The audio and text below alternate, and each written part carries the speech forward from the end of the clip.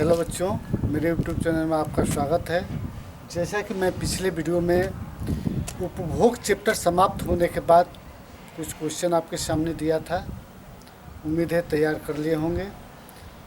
लेकिन यदि पिछले वीडियो उपभोग चैप्टर से संबंधित आपने वीडियो नहीं देखा होगा तो मेरे डिस्क्रिप्शन बॉक्स में जा कर के उस क्वेश्चन को, उस टॉपिक को आप पढ़ सकते हैं। ठीक है, आज एक हम नया चैप्टर लेके आए हैं, तुष्टिगुण।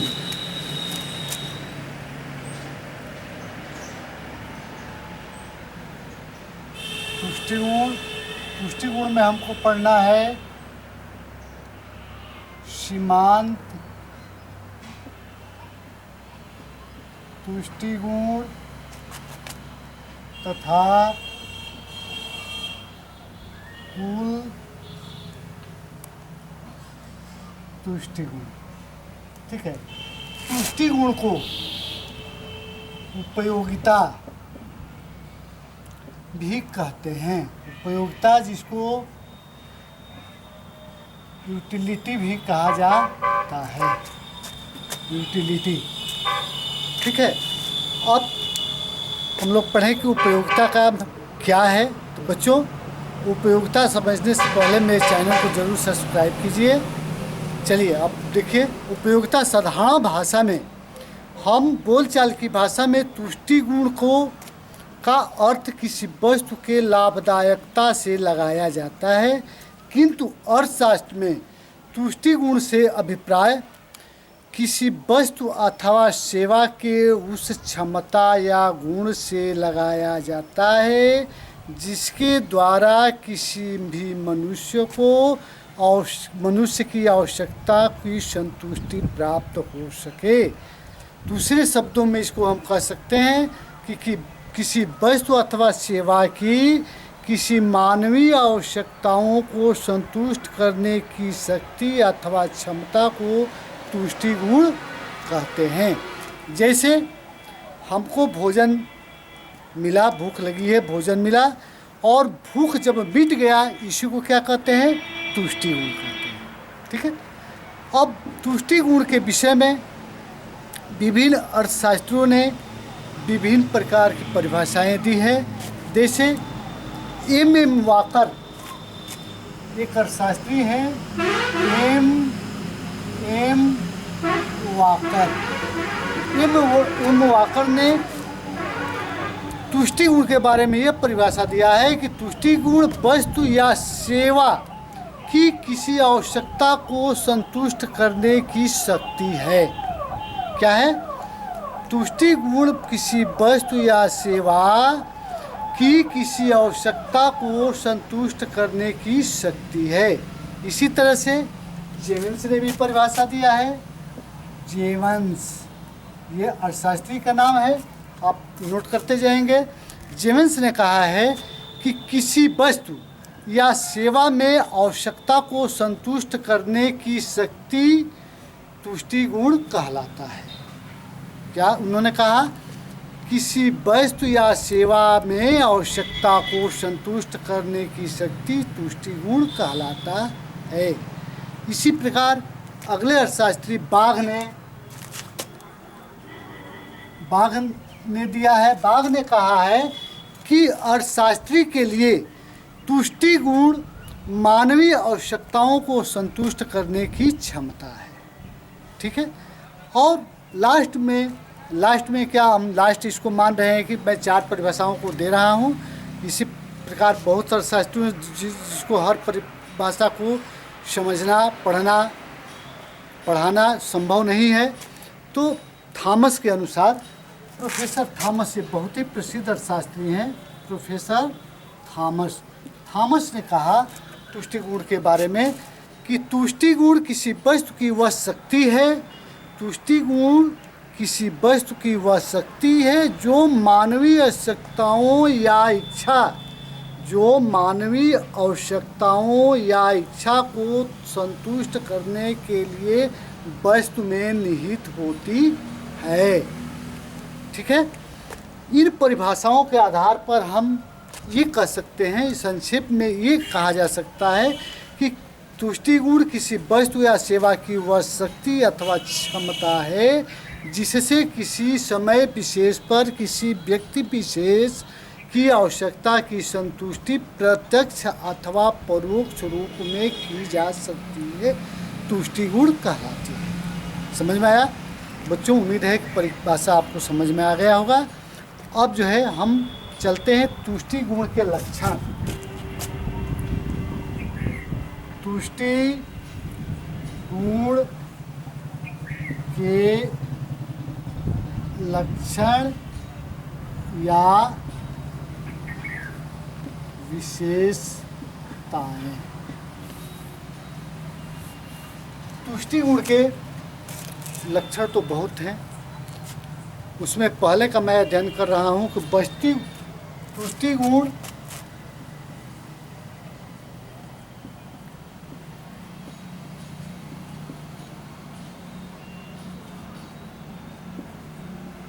वस्तुगत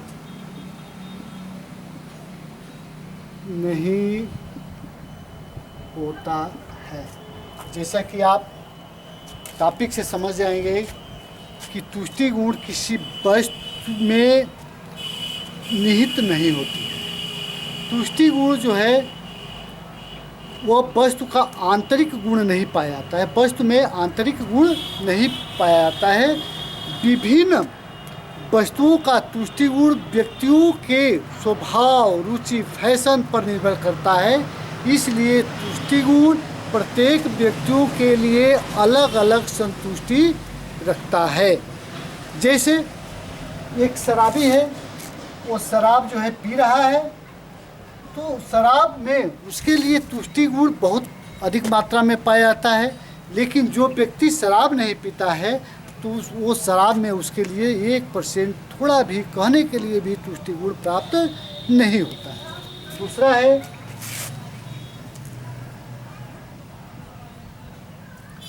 तुष्टि गुण अमूर्त होता है। अमूर्त का मतलब जिसको कि देखा ना जा सके, अर्थात तुष्टि गुण जो है जिसको देखा नहीं जा सकता है वो इसमें विशेषता पाई जाती है। इसको इस प्रकार कह सकते हैं कि तुष्टि गुण का कोई भी भौतिक स्वरूप नहीं होता है, उसका आकार नहीं होता है, उसका रूप नहीं होता है, बल्कि हम तुष्टि गुण को केवल अनुभव करते हैं। तुष्टि गुण कोई वस्तु नहीं होता, अतः इसे न हम देख सकते हैं न ही इसको छू सकते हैं, बल्कि यह एक मनोवैज्ञानिक अवधारणा है जो व्यक्तियों के मनोवृत्तियों में परिवर्तन होने के फलस्वरूप तुष्टि गुण में भी परिवर्तन होता रहता है। इस प्रकार तुष्टि गुण हम समझे कि अमूर्त होता है। अब तीसरा है तुष्टि गुण वस्तुगत नहीं होता। तुष्टि गुण वस्तुगत नहीं होता। इसका मतलब है कि तुष्टि गुण वस्तु में अस्थायी गुण नहीं रखता है, वरन यह वस्तु के प्रयोग और उसकी आवश्यकता पर निर्भर करती है। जैसे किसी वस्तु में तुष्टि गुण किसी मानवीय आवश्यकता के उत्पन्न होने के कारण होता है। इसको एक उदाहरण के माध्यम से हम समझ सकते हैं कि यदि कोई व्यक्ति बहुत ही प्यासा है, जब वो पानी पीता है तो उसको तुष्टि गुण प्राप्त होता है। वही व्यक्ति वही पानी जब प्यास बुझ जाती है तो उसमें तुष्टि गुण उसके लिए नहीं के बराबर हो जाता है, अर्थात नहीं होता है। फिर उस व्यक्ति को यदि प्यास लगती है तो पानी पीता है तो फिर उसमें तुष्टि गुण प्राप्त हो जाता है, मिल जाता है। इस प्रकार यह हम कह सकते हैं कि तुष्टि गुण वस्तुगत नहीं होता है, अर्थात किसी व्यक्ति के लिए वो जो है संतुष्टि प्रदान करेगा, तुष्टि गुण प्राप्त करेगा, वही वस्तु दूसरे व्यक्ति के लिए वो तुष्टि गुण प्रदान नहीं करता है। चौथा है तुष्टि गुण सापेक्ष होता है। तुष्टि गुण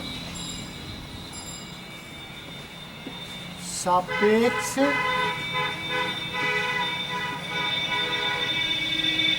होता है। किसी वस्तु में तुष्टि गुण हमेशा समान नहीं रहता है। यह समय, परिस्थिति, स्थान तथा व्यक्तियों के साथ साथ परिवर्तित होता रहता है। जैसे ऊनी कपड़ों में गर्मी के दिनों में हमको तुष्टि गुण प्राप्त नहीं होता, वही जो है ऊनी वस्त्र जाड़ों में हमको तुष्टि गुण प्राप्त करता है। इस प्रकार हम कह सकते हैं कि तुष्टि गुण सापेक्ष होता है, समय के सापेक्ष होता है, परिस्थितियों के सापेक्ष होता है। अगला है तुष्टि गुण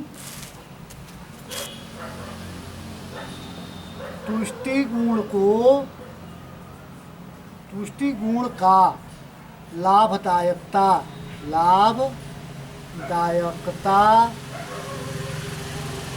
से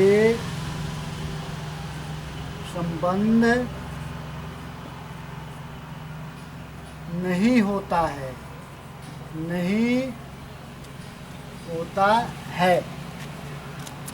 अब देखो, इसको जो है लाभदायकता, वस्तुएं दो प्रकार की होती हैं। पहली वस्तु होती है लाभदायक और दूसरी वस्तु होती है हानिकारक। लाभदायक वस्तु में हम क्या रखते हैं? जैसे दूध, फल, अनाज, मेवा, ये हम क्या करते हैं? लाभदायक वस्तु मानते हैं। हानिकारक वस्तु शराब,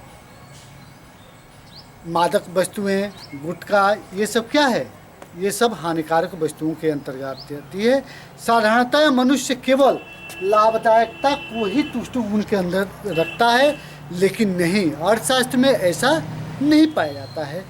हानिकारक वस्तुएं, जो शराबी हैं, जो गुटखा खाने वाले हैं, जो पान खाने वाले हैं, उनको उसमें भी तुष्टि गुण प्राप्त होता है, और जो न खाने वाले हैं उनको इन वस्तुओं में तुष्टि गुण प्राप्त होता है।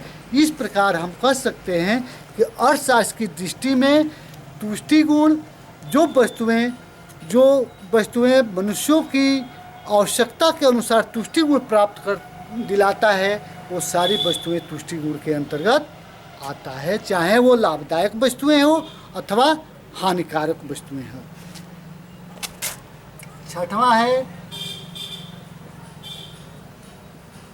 तुष्टि गुण का स्वादिष्टता से संबंध नहीं।